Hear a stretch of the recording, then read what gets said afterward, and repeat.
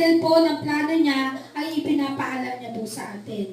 Sabi nga po sa Jeremiah 29:11, sabi diyan, sikat na sikat to.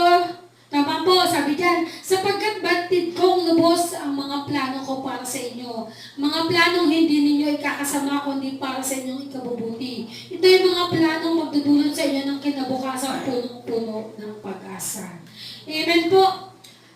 Nilatag niya po sa atin na ang plano niya sa atin ay para sa ating kabutihan. Ayaw niya tayong mapahama, kaya patuloy siyang gumagamit po ng iba't ibang kapamaraanan para maabot tayo.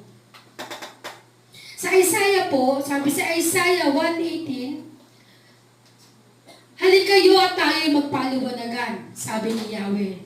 Gaano man kapulangin yung mga kasalanan, kayo'y aking papuputiin tulad ng yelo o bulak. Ganun po ang kaibigan. Para tayong nagkaroon ng problema, tapos tatawagan ng tara,